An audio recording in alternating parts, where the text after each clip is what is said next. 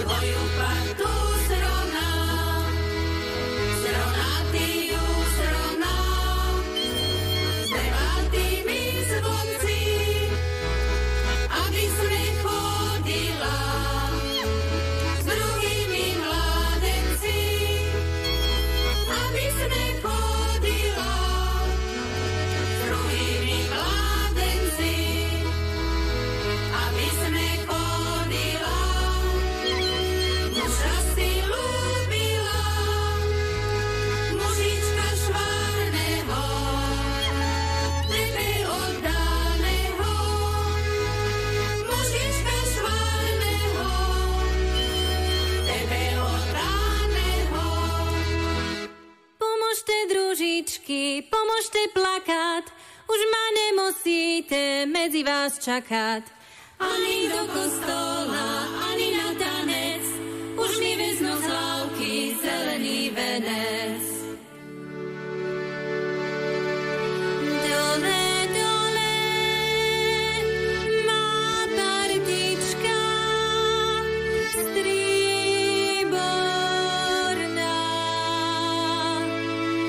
Nebudeš ty na mej hlavke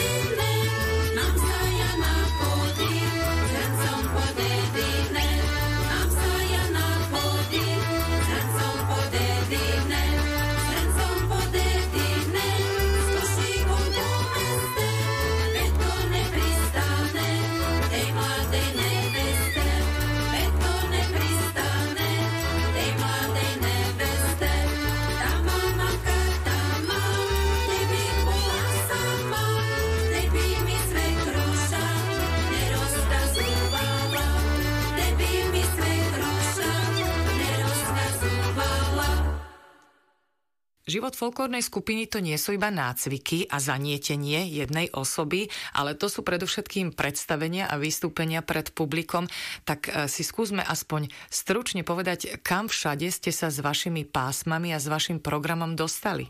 No tak môžem sa pochváliť, že sme ozaj boli aj v zahraničí. To bolo v 92. roku. Sme boli v Belgicku na 10 dní, čo tam veľký úspech. Boli sme tam na nejakej kúpeľnej časti pre nejakých postihnutých vystupovať. Veľmi teda sa im to páčilo. Potom sme mali takú výmenu družbu so Slovinskom, čo malo aj mesto. Tak s nimi sme 3-krát sa tak vymenili vzájomne, že 3-krát sme tam my boli, potom zase na ďalší rok oni prišli, tak sme sa zase my museli o nich postarať. No a potom ešte predtým, jak som ja začala chodiť, boli v Nemecku, to často spomínali a potom už v Maďarsku sme boli, v Poľsku sme boli a často sme chodili aj na Moravu do tých pivníc, tam robili také slávnosti, tak často sme sa ocitli aj na tej Morave. Ale teda aj festivaly západného Slovenska ste asi obehali. No áno, na Mijave to sme boli každý rok, to niekedy sa chodilo. Aj na východnej boli párkrát, ale najmä tá Mijava bola taká, že tá sa stále robila každý rok a vtedy volali tie folklórne skupiny, lebo naši tiež sme sa zúčastnili na súťažiach a dobre sme obstali. Oni si potom povyberali z tých folklórnych skupín, že ktorú tam chceli na tej Mijave mať. No ale na Mijavu sa chodilo niekedy aj na 3 dní. No ale to bolo všetko minulosťou. No tak teraz musia pozvať aj zahraničné súbory, aj také špičkové súbory, tak už toho folklóru takéhoto dedinského sa tam moc neujde. Tam bývali krakovaní vždy. V Červeníku bývali slávnosti, také folklórne, čo pani Mičko aj režiu robila do toho Červeníka, vždy ona bola veľmi dobrá režisérka. A v tom Červeníku niekedy vlastne všetky tie okolité dediny vystupovali, čo mali súbory, takže bolo to také dedinské. Ja si myslím, že folklórne skupiny nielen zo západného Slovenska určite majú svoje miesto aj na veľkých festivaloch. Dúfam, že sa to stane takou dobrou tradíciou. Tak, milá dáma a pán, ja vám želám teda k tej vašej 50-ke veľa entuziazmu, veľa tvorivých síl, pani Mičkovej ešte pevné zdravie a hlavne, ak náhodou sa stane, že by ten váš folklórny spolok mal zaniknúť, tak nech sa to nestane, aby ste mali svojich pokračovateľov a následovníkov. Mojimi hostiami dnes boli pani Ľudmila Hrnčárová a pán Robert Schaller a rozprávali sme sa spolu o 50. výročí folklórnej skupiny Šulekovo z Holhovca. Dnešné husličky z Javora pre vás pripravili zvukový majster Miloš Krmíček a redaktorka Mirka Záhumenská.